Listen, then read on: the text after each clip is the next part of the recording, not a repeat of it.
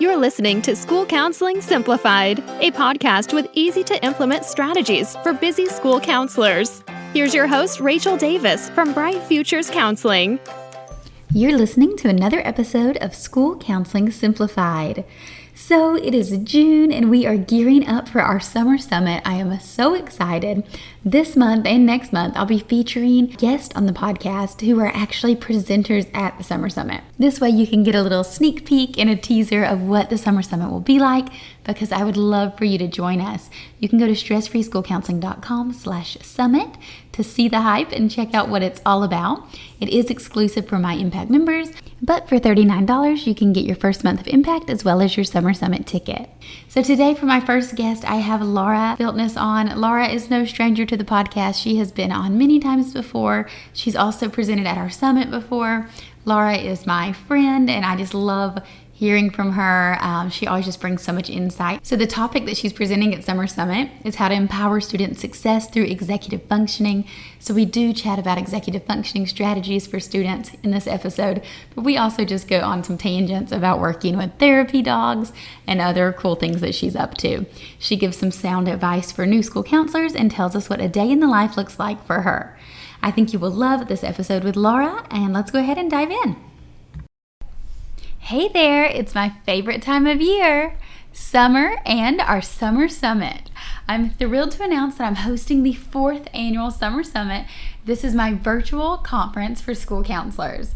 I am so excited, guys. This year, the fun's going to take place on June 11th and 12th.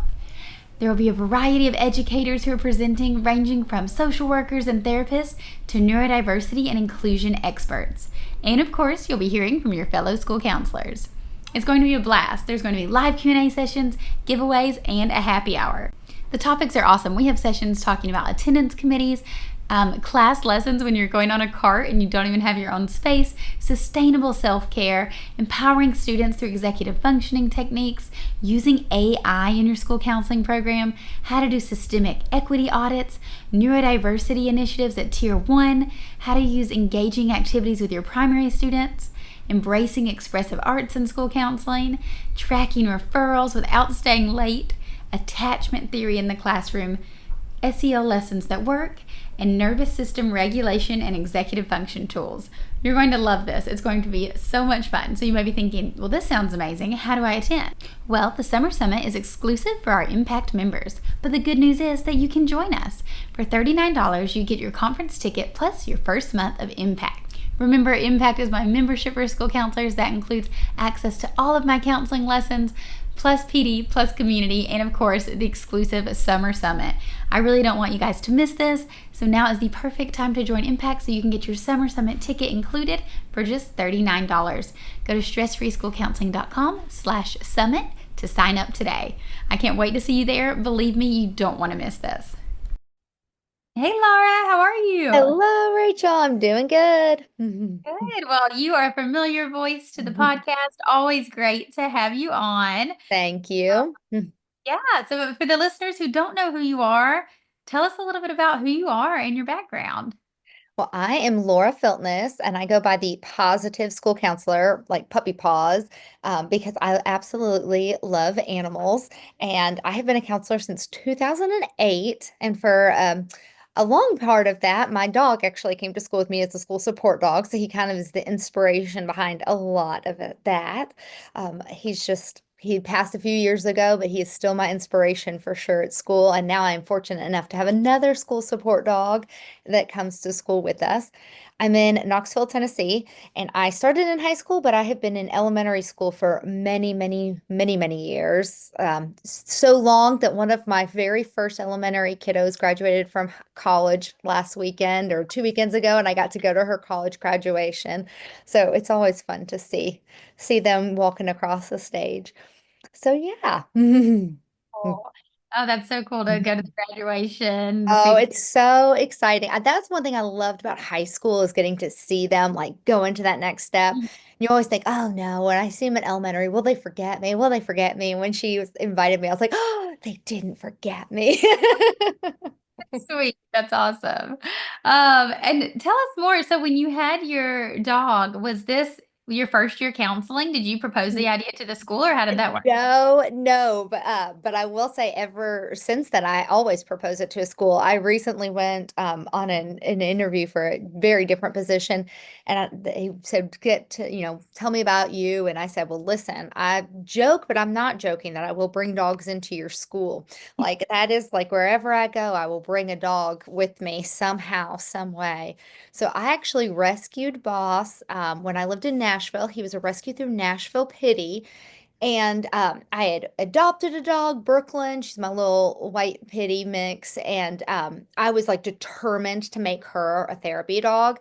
And she does not have the personality for it. She loves to lick. She loves to love. She just loves too hard. And so I rescued Boss. He had come from a pretty traumatic situation, a lot of abuse, a lot of neglect.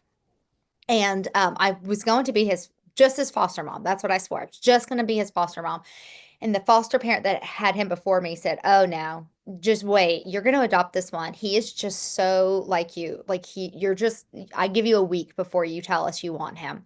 And they were right. I don't even know that I made it a full week. He, from the get-go, was just the most calm, laid back dog. He would just walk up to you and lay down. He just wanted to be on the sofa. When I finally enrolled him in, the canine good citizen like training program to get his canine good citizen, we spent the majority of it trying to just get him to stand up. Like he wanted to walk up to people, lay down, and show his belly. uh, Oh, it was just he was just had that personality. And so then when I moved to Knoxville, somebody had told me about the Habit program, which is the human and animal bond in Tennessee, that's run through the University of Tennessee, and they help put support animals, including cats and bunnies, into different schools, and they do a lot of things like with hospitals and different organizations nearby. And so I went to an information session about it, and they said something that resonated with me that I tell everybody. There was essentially like, just because you want your animal to do this job doesn't mean the animal wants to do this job. You have to kind of find that career fit, just like we do like career interest inventories with our students. yeah. You almost kind of need that for the dog. And I was like, that's so true. Because even after that, after he passed, I adopted a Doberman. And I was like, you're gonna follow in his footsteps. And she has never and will never follow in his footsteps. But he came to school with me. And then we would do events in the community. Like he would always go every summer to the Caterpillar Grief Camp for kids that had lost a family member. So we would do grief camps. He went to the hospitals. He was kind of my coworker for years and years. So he just really inspired a lot of my program. And now I just kind of help people as they're thinking about bringing animals into their program, like what that could look like, some tips and tricks, because it was definitely I just learned as I went. So Yeah, so your school just ended up being receptive to the idea? yes, so my first school was not. And Okay. he had gone through the training programs, he had passed all his tests, he was ready, and they were not, because he was a pit bull, which Mhm. broke my heart because it was just feeding into that stereotype of what he was like. And I remember the coordinator of the habit program said, not just because this school has said no, he will find the school that will love him. I promise you will find the school that will love him. And sure enough, my next school was that school that loved him. I came in and I said, "Listen, I really want to do it here." He's been going with me. We've done all these camps. We go to hospitals. And they were like, "Oh, of course, sure." Like they didn't even question his breed. Oh, good. And he was a stinker. He loved the front office.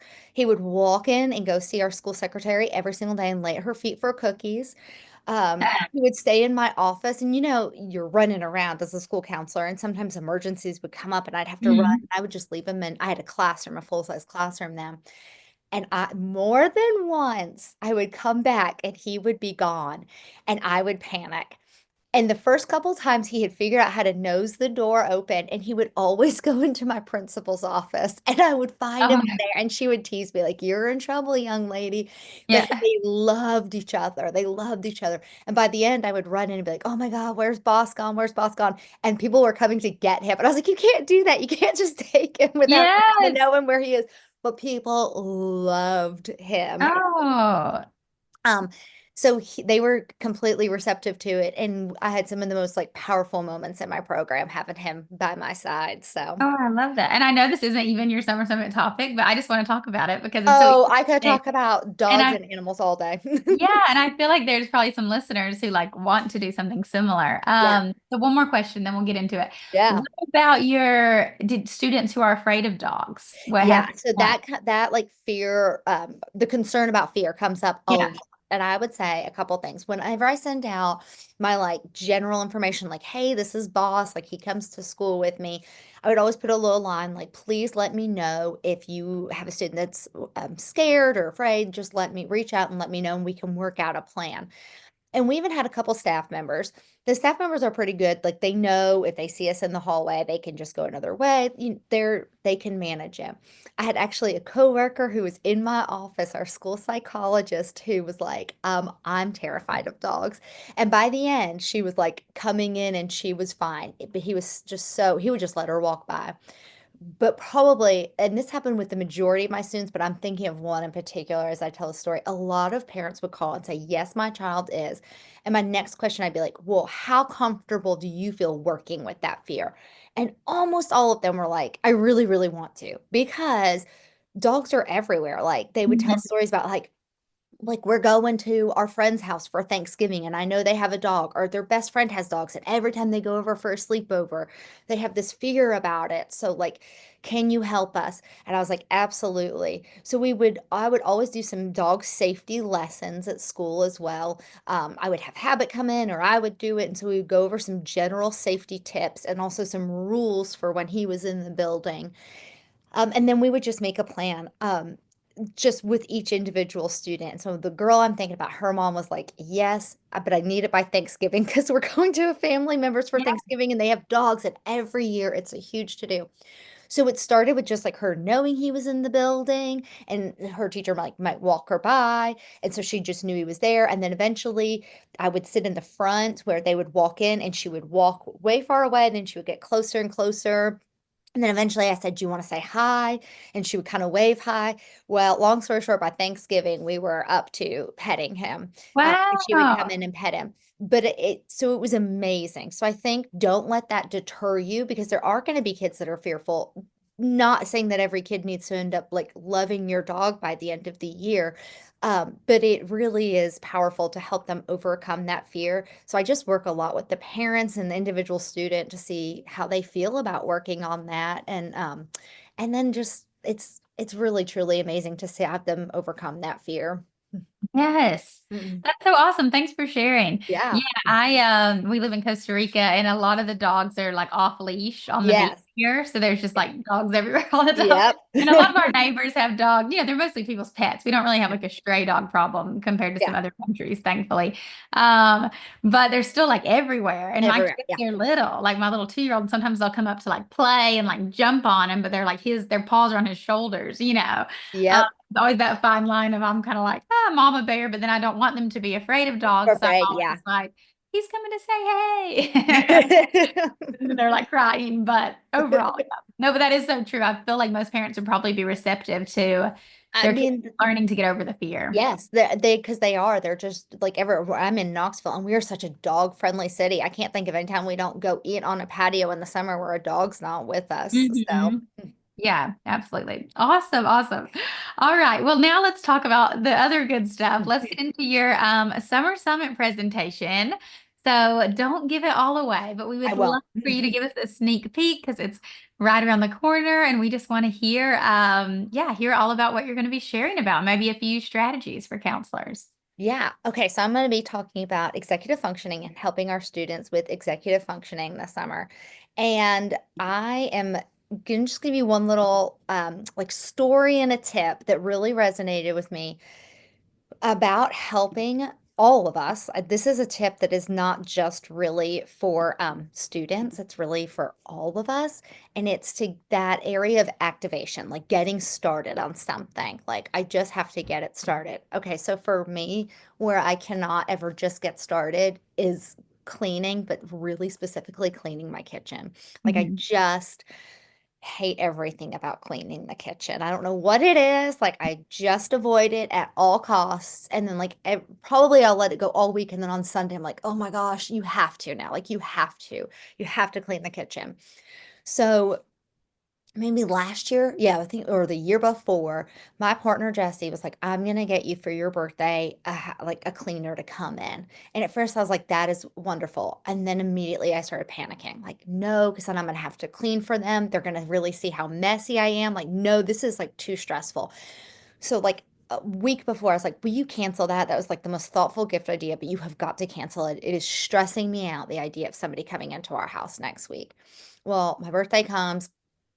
And I wake up that morning and Jesse says, and by the way, he is the inspiration behind why I started talking about helping students with ADHD and executive functioning because he and I both have it, and but oh, it's a struggle bus living with him. So the very next sentence did not surprise me when he said, "Hey, I forgot to cancel it." I was like, "Of Oh course you my of God. course you did. That does not surprise me at all." He's like, "And she's coming today." And I was like, oh my God, just panicked.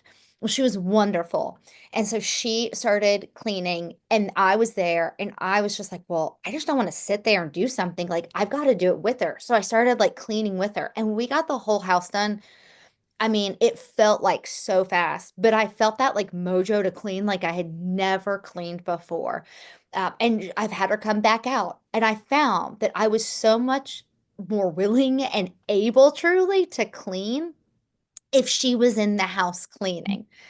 And that kind of started making sense to me because in the summers, I work for an organization called Help You Dwell, and we help people in their offices and their homes. We do anything to help, just kind of bring that like zen and serenity into your life. And one of my favorite things that we do is help organize. Like I was organizing a family this weekend and like helping them purge things and organize and clean. And we were talking this, the client that I was with was like, "It's just so much easier with you." And I was like, "Yes, and let me tell you why. I have just discovered this." And it was like this aha moment for me when I was cleaning. And it's this concept of called body doubling. So the Mm. idea of body doubling is just having somebody nearby that's working while you're also working. And just Oh. helps initiate that. And then there's like some research behind it. They found that that person doesn't even have to be doing the same task as you. So there's just somebody that is like mirroring you, kind of like parallel play or mirroring. So it's Mm-hmm. called body doubling. And so if you've ever hired a home organizer or somebody to come in, you know it's like just so much easier to get rid of your stuff and purge when there's somebody there with you, not just because they're supporting you, but they're body doubling. Or for me, having somebody clean the kitchen magically made me go, yes, I can clean my living room and vacuum. I've been putting that off for like a month, but I can totally do it. So when we're taking this to the school, think about how you can like body double your students. It's like I have several first graders right now or instead of coming to my office to talk about like being on task and avoiding distractions and staying focused, I'm going into their classroom to help reinforce, to help, them transfer some of the skills we've taught, but also just a body double. So, like, I will take my computer in there and sit at a desk next to them, kind of parallel, and they kind of know now. The first couple times I had to say, like, I'm working too. Like, you're doing your work, I'm doing my work, and I would just body double as they worked. Or kind of like model for them that distraction, like if other students, because of course, if you're in there, kids, they're like, "What are you doing in here, Miss Mm-hmm. Filtness?" So I'd run over and I'd say, "Oh, I know you wanna talk to me right now, but right now I have to," and I kinda model that distraction, but body doubling, like, just going into the classroom and body double next to them, and so you don't actually have to even help them with the task they're doing, you don't have to do the same task as them, you're just nearby working on something. Mhm. I So love that. I've never even heard of that concept. That's amazing. isn't And so it? you've tried this with your students and you've seen results. They're like Mm. starting to work Yes, more, like and initiate the it's task. really, it's no it's so wonderful for so many different reasons, like that 1st grade class I was just telling you about, because I was in there and I was, like, doing my work and watching them do their work, not only could I, like, model it for them, but I started to see some tier 1 things that I was like, "Oh, I need to work with the teacher on this." For example, when they got done, not all the students understood like that, what to do next, the procedure of what to do next. Or if they got stuck on a question and she was working with a small group and they were frantically raising their hands, but she was working with a small group, they naturally wanted to run over to me and ask for help, which is like awesome, right? They're problem solving. But I thought, okay, she needs some routines and some procedures for what to do when she is busy and they need help and what to do when they're done. And so not only was I like helping on that tier two level, but I got these ideas for tier one. And so I could talk with her and our admin, of course, and say, like, these are the things that I think might help this classroom because they just don't know what to do when they get stuck. So they're giving up, they're shutting down. They're Mhm. honestly, a lot of them were just playing around at that point. So um, it gave me an opportunity to see what was happening, but also mirror for the students. And now I can bebop in with my computer and sit down and I'll just like give them a thumbs up and they know like, oh, she's working, I'm working. Um, Mhm. it was really amazing to see. So that's a strategy that I love in class, but also at home too. Have somebody body double with you, like invite your best friend over and body double. As you're thinking about your students, like who are they sitting next to? Do they have a good body double that would be a good model for them Oh. next to them? So sometimes I'm like changing up who they're sitting next to, like who can Mhm. really avoid distractions and be a good role model. Oh, I love that. And I love the idea that you're like going in the classrooms and like doing it in real time versus just like pulling students to your office to run Yeah. an, executive functioning group or something. So that's Yeah. a really cool way to implement after they've learned the strategies.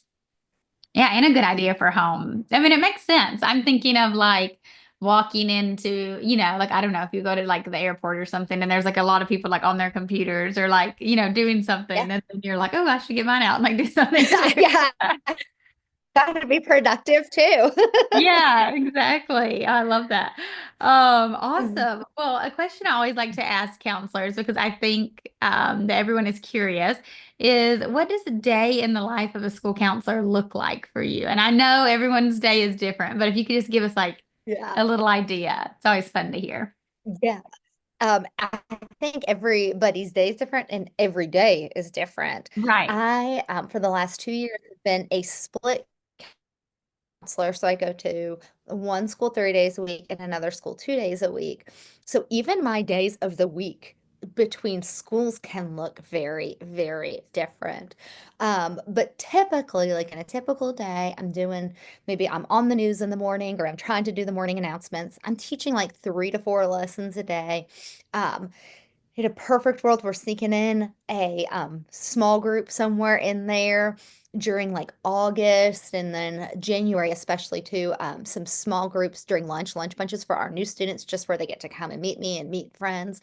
And then individuals, whether that is like seeing kids that I have been seeing for a while to work on a goal, or you just never know. This time of year, 'cause it's May, I leave a lot of room in my schedule just free for like emergency pop-ins and last minute pop-ups. So I think it's nice having that flexibility.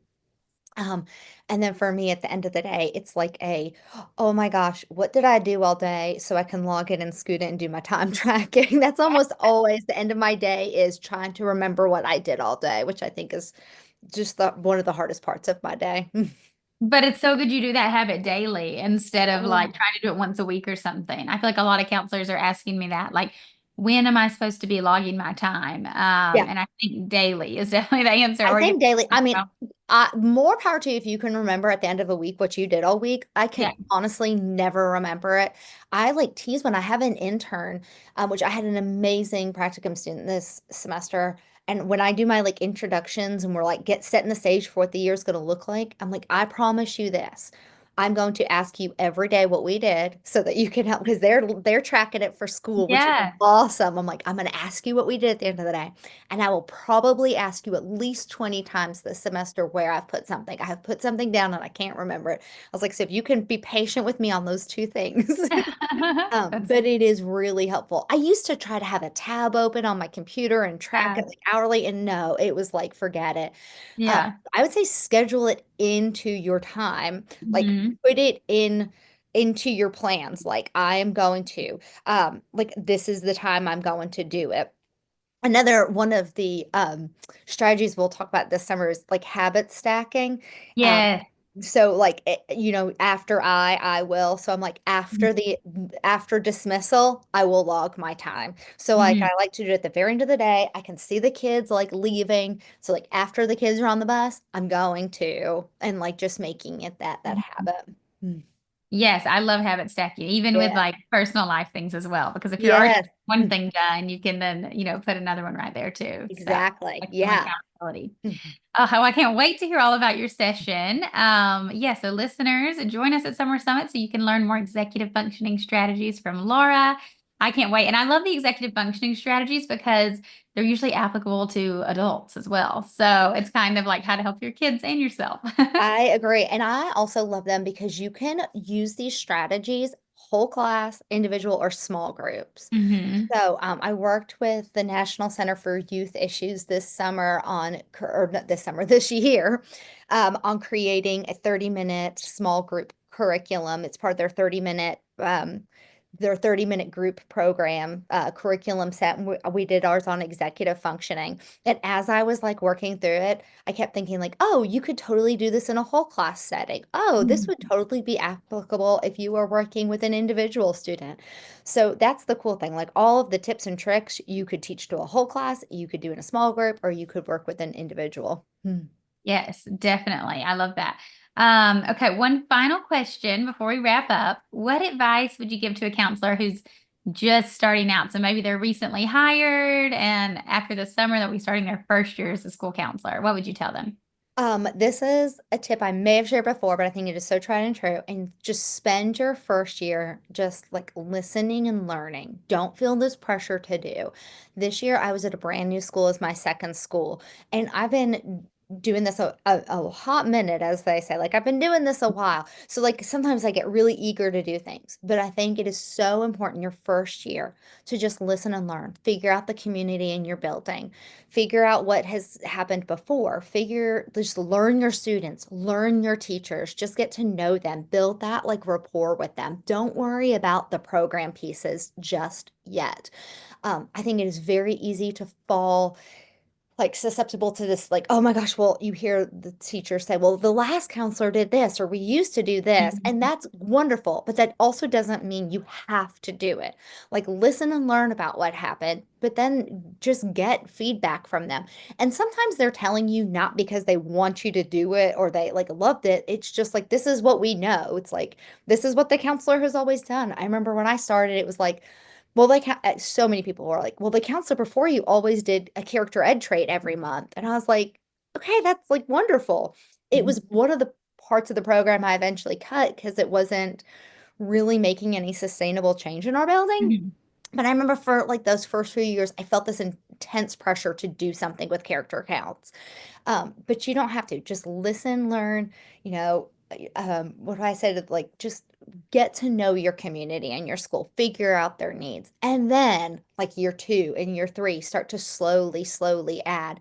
And it's easier to just add one thing at a time. So go slow, figure out what's happening in your school, but don't feel that, take that pressure to like do and be off your plate. Mhm. Like my practicum student this year, she went to several different schools to look, and she would come back and she'd be like, well, they're doing this and they're doing that. And I was like, that's wonderful. Feel inspired, but don't feel this pressure to do it because you've compared yourself to another program. Every single program is different. So if you love something and you feel inspired to do it, that's awesome. But don't feel like you have to do something because you saw it on Pinterest that or another counselor's school posted it on Facebook. Like take that pressure off of you. Make that program your own. I love that. That's some really sound advice. And what about the best, like what are some practical ways? Like what does this look like if they're going to listen and learn? Like doing like meeting with teachers and staff or like observing classes? Like Yes. how would So somebody asked me about this recently, about like going in and giving teachers support strategies. And they're like, well, does it upset the teacher that you come into their classroom? And I was like, no, but I think that's probably because I set it the stage at the beginning of the year. Like Mhm. when I'm introducing myself, like, hey, I'm Laura. I'm going to try to come into your classrooms as much as I can just to see what's going on, see the kids in action, see you in action. And I'm just there to see the school because I want to see what's going on in the classrooms. So I kind of set that stage early on, and then I would just go into the classrooms and visit, whether it's like 5 or 10 minutes, and just hang out in the classrooms. And the teachers got really used to it. So now when I kind of hop in, they're really used to seeing me. So I would say just go in, see your classroom teachers, see what's happening in the classrooms, because it's easy for students to come to us and tell us, well, like, and this happened and this happened. And then you're Mhm. thinking like, really? I can't believe that would happen. So it's good to get that other perspective. When I was first starting out, I was in the library all the time.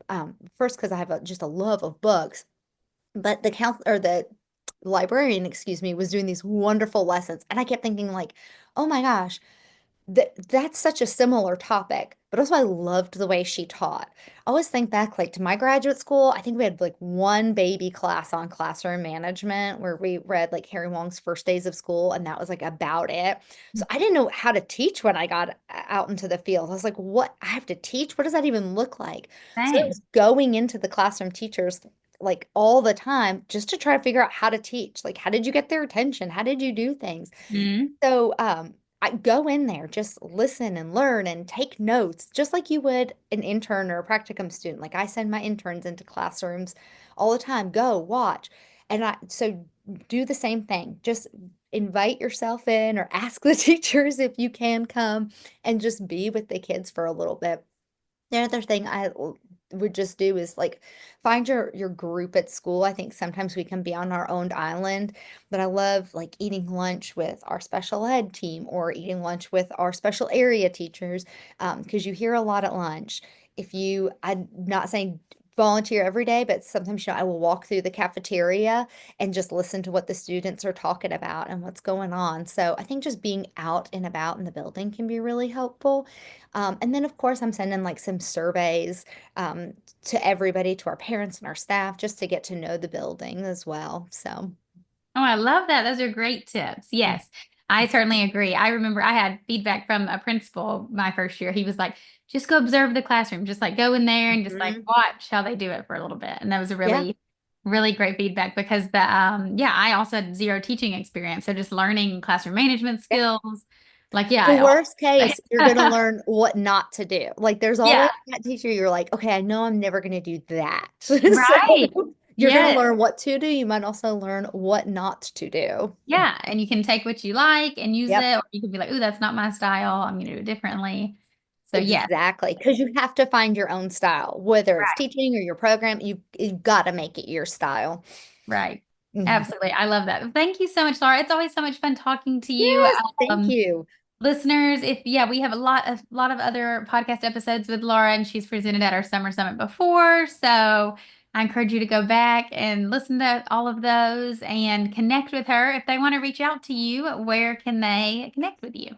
Yeah, you can connect with me on mostly Instagram is where I'm the most like active, and it's PAWSitive School Counselor. I also have a blog and a Facebook, and then definitely connect with me, follow me, because this June I will have a book coming out, a 30-minute small group book with NCYI, and then in September, written a book with Boys Town Press. My Brain is Like a Puppy, which really made me think of executive function as I was writing it, because our brains are like puppies. They're all over the place all the time. So I'm excited for those. So definitely follow me, reach out to me, whether it's on Instagram, or you can find my blog. I also have a newsletter. You could subscribe to the newsletter by just going to positiveschoolcounselor.com, because I'm always sending out my little tips and tricks. And of course, every newsletter has a favorite book. So, Oh, yes. Yeah. Well, our previous episode, she's all about the book expert. So, yes, so many things to talk about with you. I love it. yeah,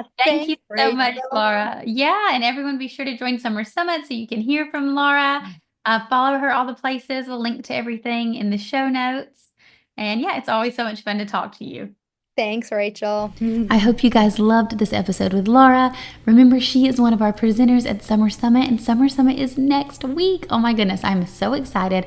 It's going to take place on June 11th and 12th, and it's completely virtual. So hopefully you're there in person so you can do the fun Q&As and giveaways and chat with the presenters live.